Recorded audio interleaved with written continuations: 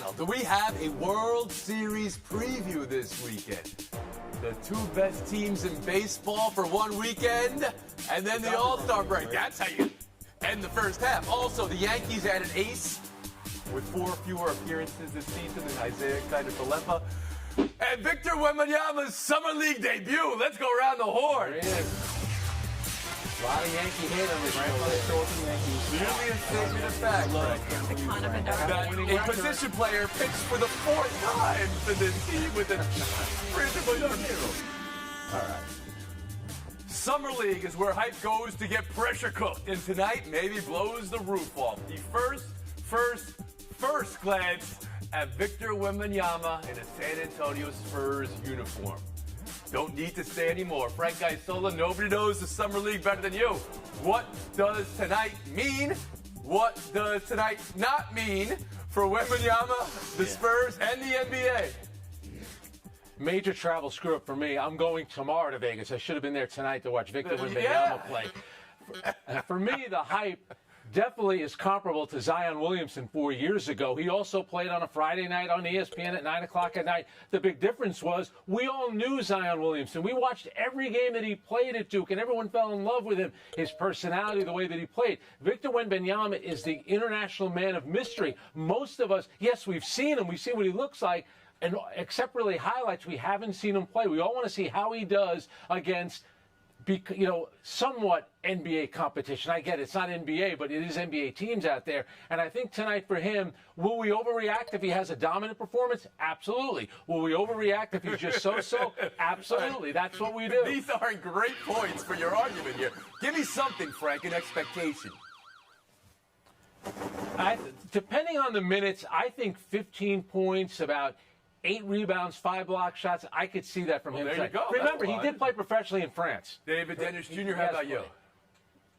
We are going to see Wemby on cruise control. One of the main issues that we talk about him going into the season is his health and his ability to wear and tear in this type of league. We saw it happen to Chet Holmgren last season. I know it's different circumstances, and I know it's different court and all that stuff, but a lot of people are talking about can that body hold up. And one thing you don't want to do is have an injury in this game. We're not going to see him diving for balls, not going to see him doing anything crazy and trying to, outwork anybody, but he is still in cruise control, going to look like the future of the NBA. You can bet on that.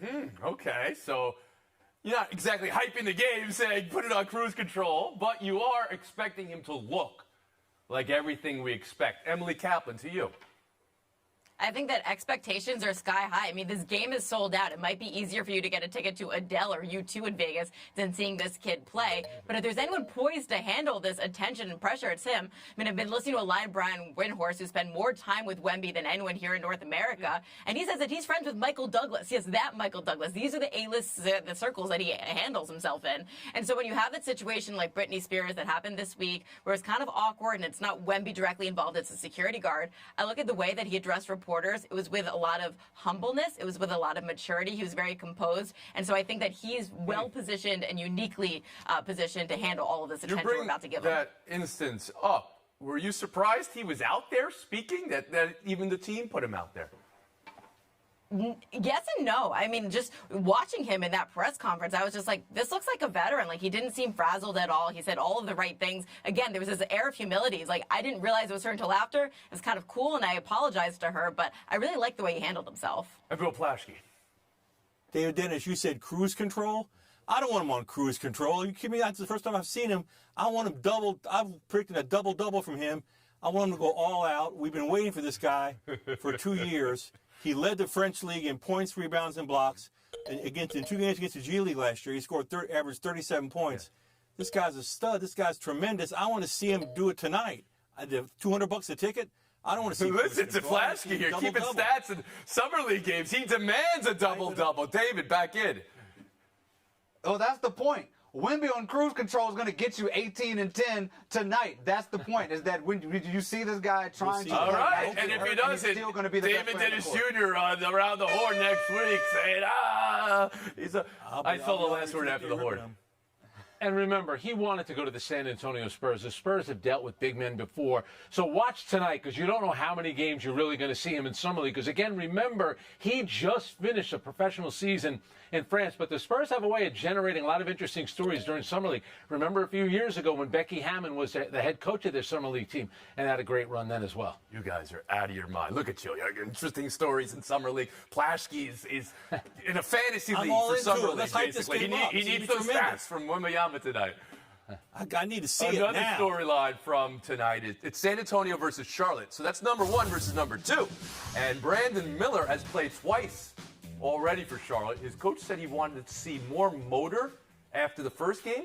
And in his second game, 6 points, 7 assists, 8 fouls, because they don't foul out of these games. He has more fouls and turnovers combined than points in 2 games. David, same question I asked. What does that mean, and what does it not mean here for Brandon Miller?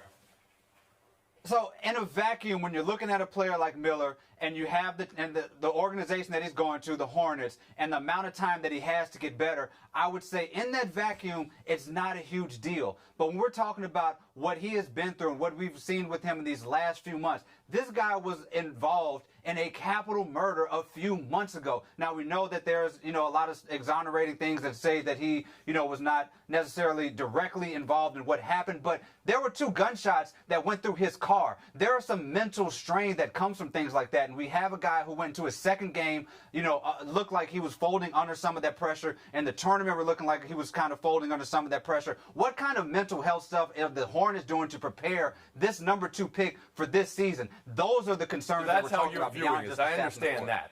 And also, we mentioned the turnovers and the fouls from the basketball perspective, David. Anything there for you? Yeah, that looks like a rookie who's struggling early on. And again, those are sort of mental issues that you have, and you have to decide if these are just regular mental issues of a rookie or somebody who's actually going through something. Frank Isola?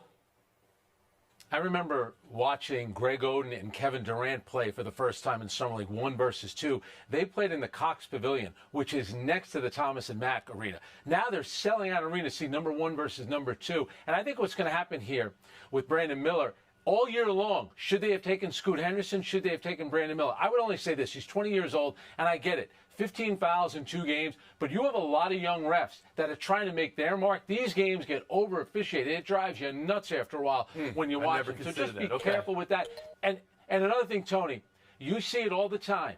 Keegan Murray played in playoff games for Sacramento. He played in their 2 games in the Summer League in the California Classic, absolutely dominated. So it's still a big jump for guys, even if it's just the Summer League. The next year when you see guys who already have a year under their belt, they end up dominating Summer League. Okay, but that final line where 6 points, 2 field goals, not many attempts after being asked, let me see some motor here from an assistant coach.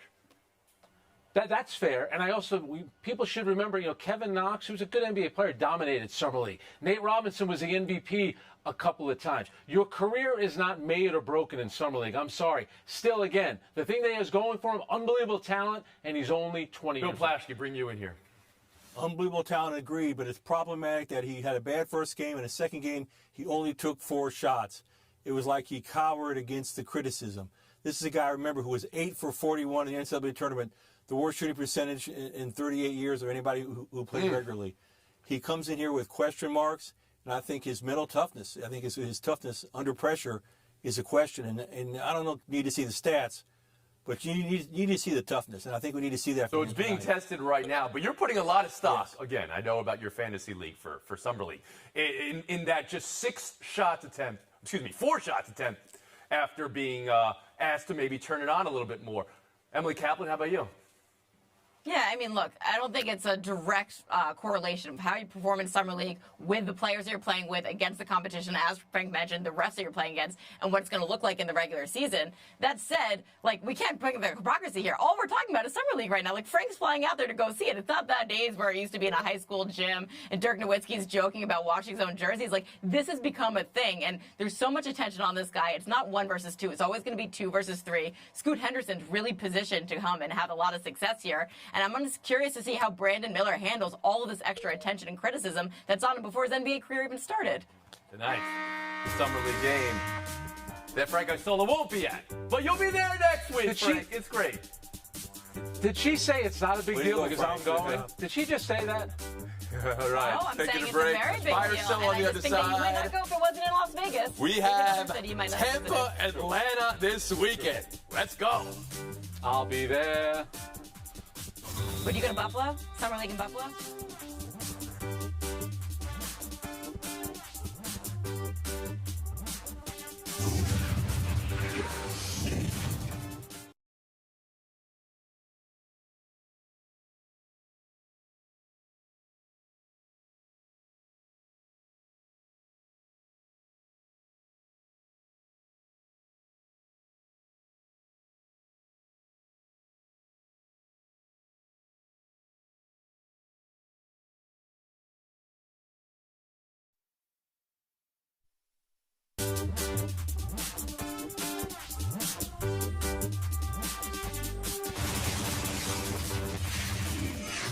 It's buy or sell. Carlos Rodon.